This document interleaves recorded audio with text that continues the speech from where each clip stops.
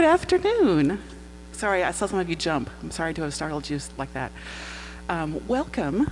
I'm Christa Wessel, and I am the evening host at All Classical Portland, which is a radio station I know is the #1 preset on all of your radios, right? 80, Carol says yes. 89.9, in case you haven't discovered it yet, and we're streaming online at allclassical.org. So that's me. I am joined today by two incredible humans, our soloist and our conductor, violinist Simone Lamsma and Jun Märkl. Welcome. Simona will have to leave in about 15 minutes because she needs to warm up for what is a very difficult piece of music this afternoon. And so we've got her for 15 minutes, and I'm going to quickly question you before you have to skedaddle. Now, yesterday when we started our talk before the concert last night, we began by talking a little bit about your role as the new artist in residence and some of the fun things that you've been doing, going to an adult center for folks who have, seniors who have cognitive disabilities, and you also did a master class at Portland State. But what I'd like to start with today is that violin that you brought out with you, that I have seen you, has never left your sight. It's a Stradivarius, I understand. And I'm curious, of course, about people's instruments, but also you haven't had that Stradivarius your whole life. Can you talk a little bit about some of the instruments that you've had leading up to this point, what this instrument does that other ones don't, or vice versa? Yes, I think it's very interesting, the process that you go through, finding your instrument, or not finding your instrument, but just going through different stages, really. And so, of course, when you start, you start with a little violin and you kind of grow. And I've been very lucky, actually, throughout my life to have beautiful instruments. And, each instrument has their own personality, their own qualities, and it's very much a relationship, and you need to get to know the instrument and figure it out and work with it. And that's very much the case with Stradivari instruments, which have a very, very particular character. And they are not the easiest instruments actually to work with, because they really require you to listen to them and to work with them and adapt also to them. And they change really, not, I wouldn't say on a daily basis, they can change within minutes. And so you have to learn how to work with this. And that's very much the case with the instrument that I play as well. So I've played it for about 7 years, I think, now. And I've gotten to know it quite well. And sometimes it works with me, and at other times it just doesn't. And you have to learn how to accept that, I think. And I've tried to do that through the years. Yeah. Is there a certain repertoire that this violin enjoys more than others? I couldn't say that, to be honest. I couldn't say that. It's a beautiful instrument that works actually for a lot of different repertoire. It's a very strong instrument that carries, which of course as a soloist it's important when you're playing, with these huge orchestras. But besides that, it just has a very beautiful sonority in the sound, and it's very rounded, so that there isn't one strong point. Actually, it's not just strong in the soprano qualities or in the low qualities. It's actually quite beautiful all around. And then, we were talking about this earlier. You of course also have the bow, which is possibly even more important than the violin, because that's how you're making the sound and producing sound. So it's very interesting. When I received this violin, I was playing with another bow, a Sartori bow, and which is a very good bow. It's a very stable bow, very comfortable, but sound-wise something was missing in combination with this instrument. And I then got the opportunity to try a Peccat bow from actually my former teacher, Maurice Hasson. who very kindly then sold his bow to me, which I'm very grateful for.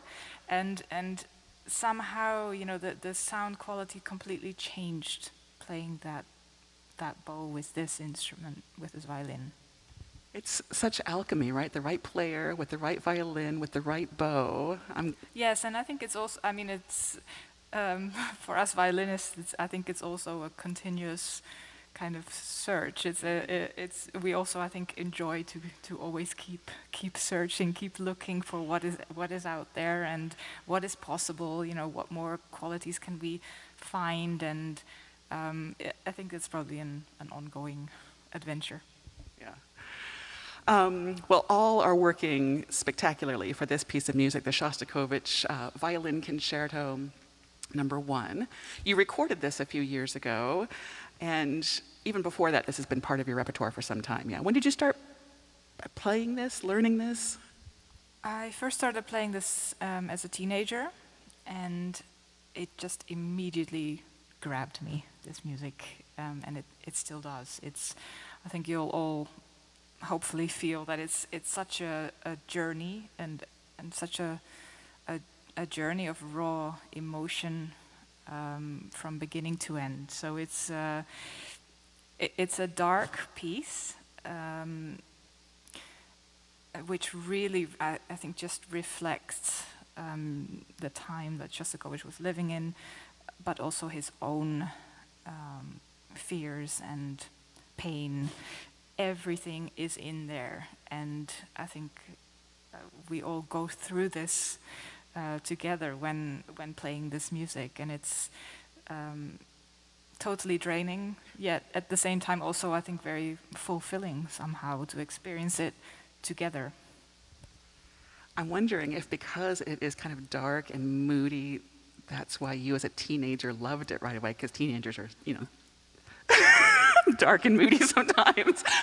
I found like when I was young, when I was a teenager, I really loved music that was cathartic. Mahler. I mean, I still love Mahler, don't get me wrong. You know, big Tchaikovsky symphonies. It was just, yeah, really cathartic for me. Did you feel that when you were a teenager too?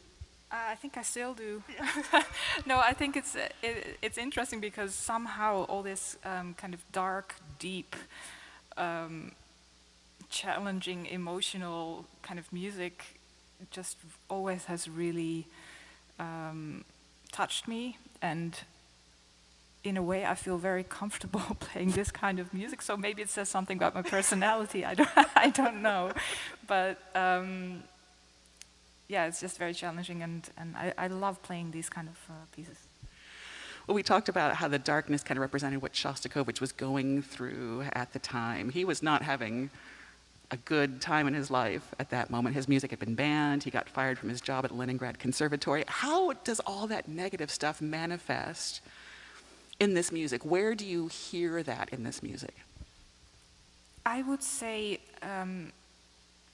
he somehow in the first movement manages to set a mood. It's very, very somber and dark and atmospheric. And when we get further into the piece, I think that the kind of the core of the work is then the third movement, where there I feel we really reach Shostakovich's soul and his own personal pain.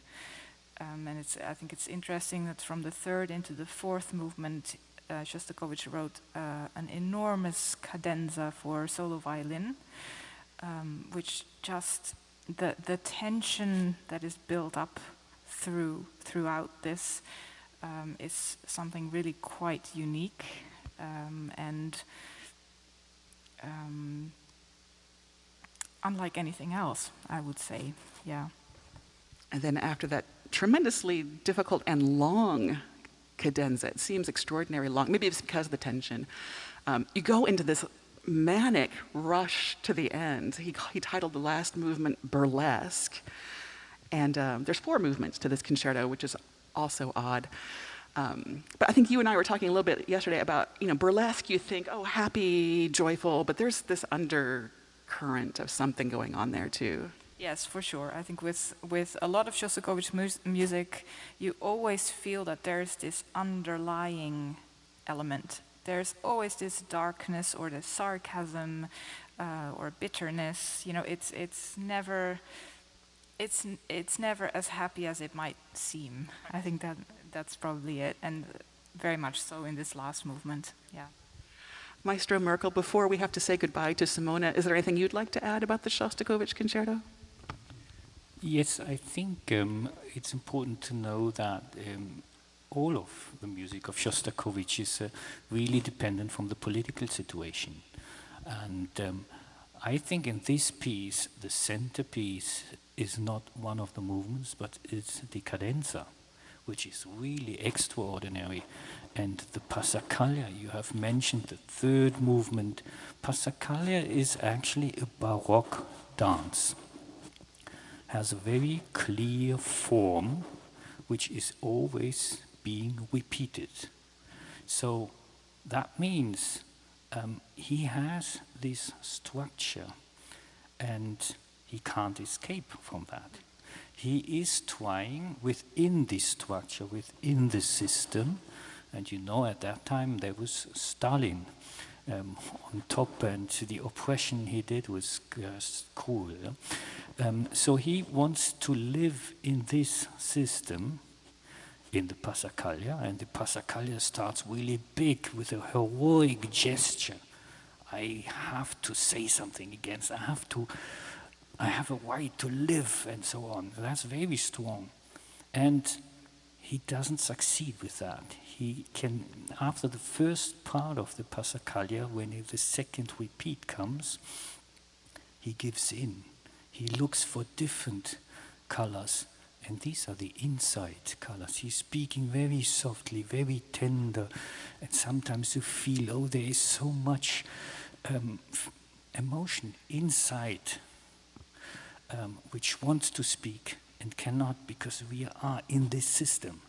And then the Passacaglia form dies away, and then in the cadenza, she's really speaking out, and you can really hear the fight.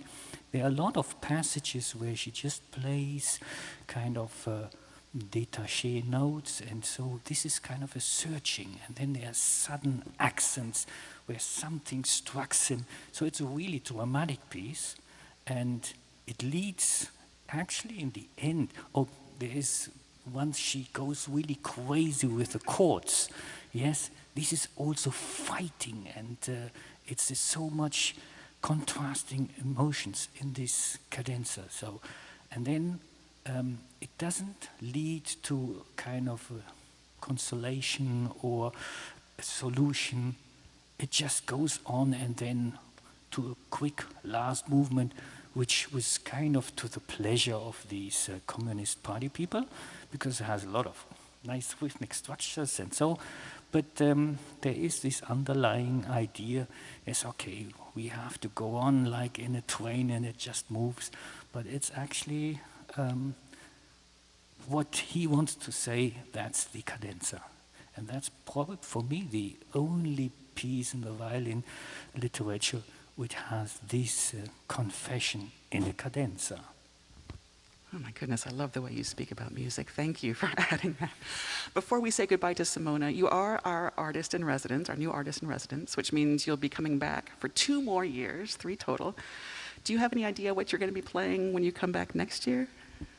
Just a sneak peek, or is it top secret? I don't know if it's a secret, but I'll just let it out.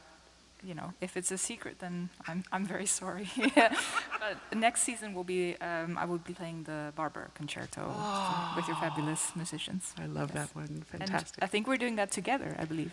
So wow! That's wonderful. I was just going to ask you if you had worked together before. Is this your first time working together? You both have been here. We have a subscription on playing together here in in Portland, because we worked together here also the last time we were here. Oh, that's 3 fantastic. years ago. Great. Yes. Well, we look forward to another reunion next year, too. And I can see that your time is up. I need to go warm up for the Shostakovich. So thank you for joining us, Simone Lamsma.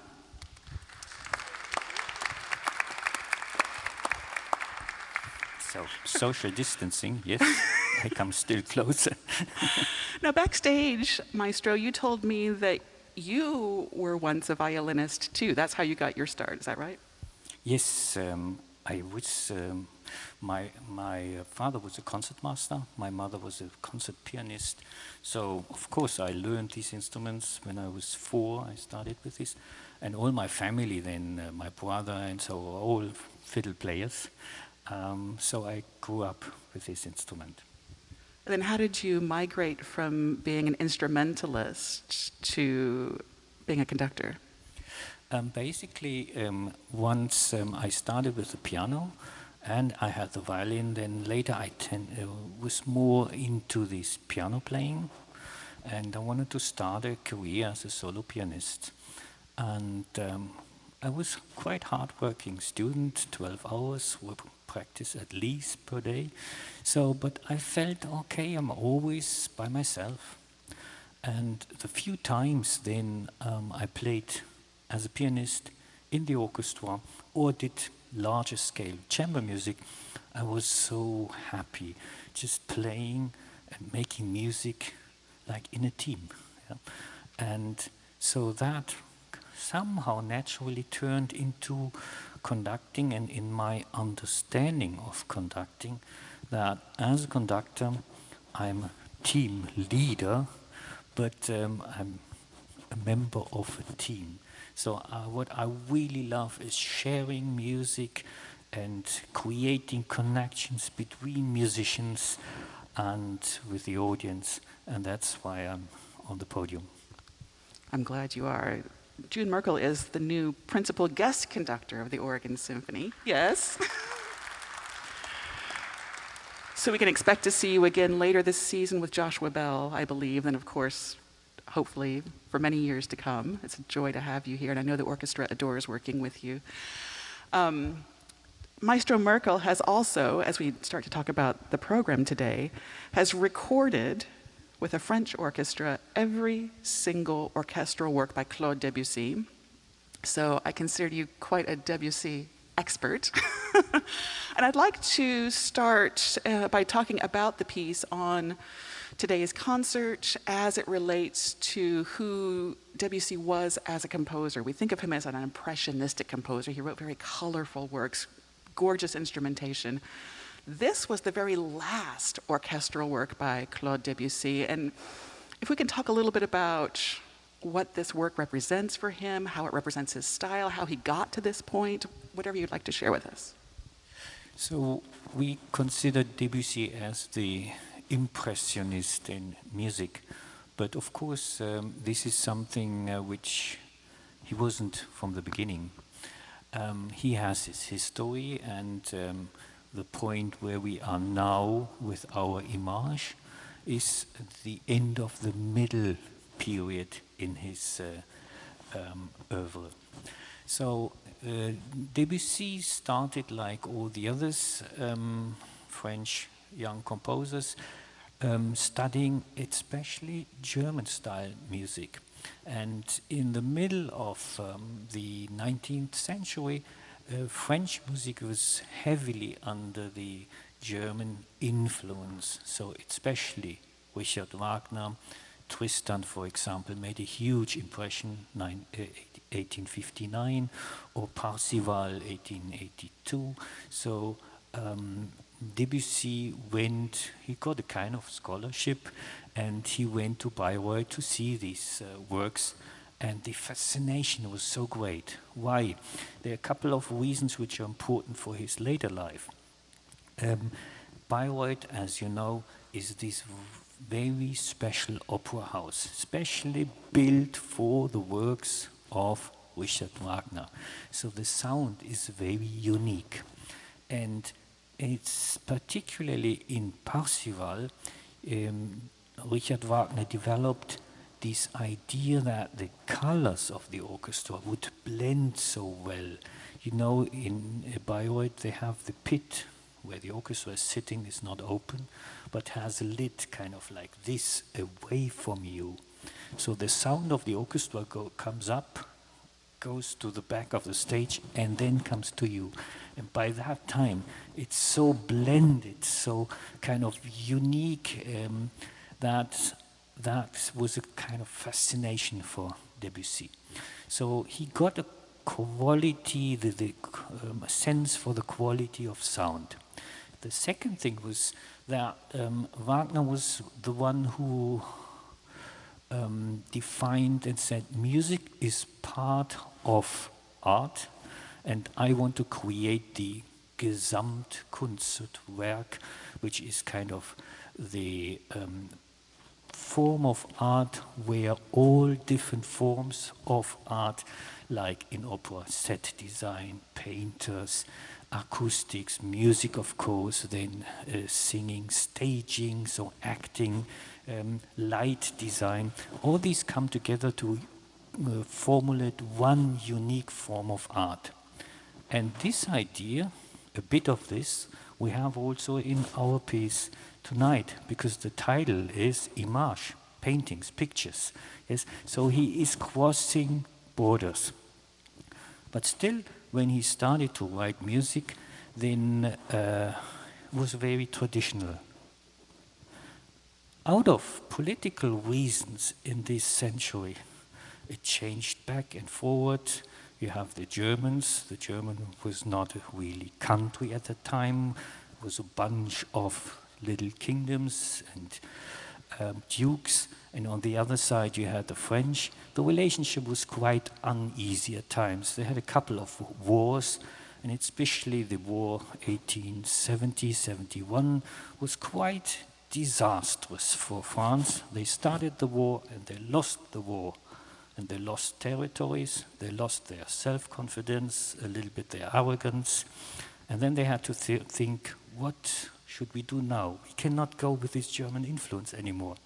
So there were then these people, painters, the Impressionist painters, that movement that started 1874, and then Debussy about 20 years later, who redefined what French music is. So they didn't want to write, and not the big Wagner operas, but they went to the smaller forms, the suites, Lully and Charpentier and all these old Baroque French composers. That was the inspiration for them. And for Debussy, then the Impressionism was so fantastic. So he crossed border. He looked at the Impressionists and thought, what is specific about them? What can I use, and the techniques, for example, in my music? And so I would say Debussy is actually the greatest painter as a musician. I would tend to agree. A lot of his music just evokes a certain specific image, and in these images that we'll hear tonight, I think the most clear image is the last movement, in which he paints a very evocative picture of Spain, and that's the most popular of the three movements in this work. The other two movements I feel like aren't heard as much, aren't as familiar, and in fact I think in your program you'll see that those two movements, the first two movements of this work by Debussy, have not been performed by the Oregon Symphony on a classical concert before. So this will be the first time, which is astonishing to me. So if the last movement paints such a clear portrait of Spain, can we talk about the other two movements, and as much as you'd like to share about Iberia as well? All of these three pictures, they are kind of dedicated to a country. The first to England, Gic, Ronde de Printemps to France, and then Iberia, of course, that's Spain. But I would say that the Spanish, so-called Spanish piece, is Spanish in, I just have to add, this Spanish piece consists also of three movements, and the outer movements are really Spanish. And it's very nice to see how Debussy understood life and mentality in Spain. The great Spanish composer De Falla was making this compliment to Debussy and he said, "This piece is the most Spanish piece ever written." It's just partly true, because I think the second movement of this triptychon is the most French piece. And the reason is that in the outer movement, Debussy goes for the Spanish elements, which we all know from Carmen, for example, or Capriccio Espagnol, this idea of the percussion instruments and the dancing and the flamenco and so on. The middle movement is more about the inside, the feeling, and for that you have to understand a little bit how life works in Spain, because it's so hot. So in the afternoon nobody would work. So what they do, they sleep. They dream to be ready and fresh for the party at night. And they really know how to party. And the whole families, even the really babies, they take them way after midnight with them. And so it's a high life. And so the second movement is kind of the dreaming moment. And the Spanish, they don't have a music for that. But he has Debussy, and when you look at the title of the piece, Le Parfum de la Nuit, the perfumes of the night, then you can imagine, how do you compose perfume? Yeah. So it's kind of something hanging in the air. It has to be so transparent, and with music you have to activate all your senses, and that's really fascinating in that piece.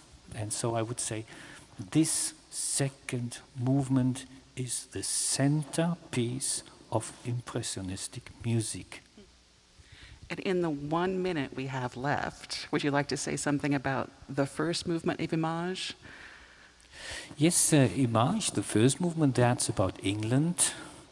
And England is a country, he has very much this idea of outdoor. All these impressionistic painters went outdoor in painting. That had been the case before, that other painters went out and did some sketches outside. Then they went to the studio, sometimes months later, and made the painting. But these impressionist people, they just really painted the whole thing outside. And that's also Debussy's idea. He get the inspiration of outside, countryside England. And so you can hear and feel the fog in the beginning, no clear structures. And then it turns into some lively structures and ends very soft somewhere in the clouds. I don't know about you, but I could listen to Maestro Jun Märkl talk about music all day long. But unfortunately, we have to let the orchestra on stage to warm up. And I regret that we didn't get much chance to talk about the opening piece. Missy Mazzoli's work is incredibly gorgeous, a little bit mournful, but watch the percussionists. They're playing melodicas, kind of a strange hybrid harmonica accordion sound. It's really kind of cool. That said, I'm so glad you came early to learn a little bit about the music. I'm Christa Wessel, and this is our principal guest conductor, Jun Märkl.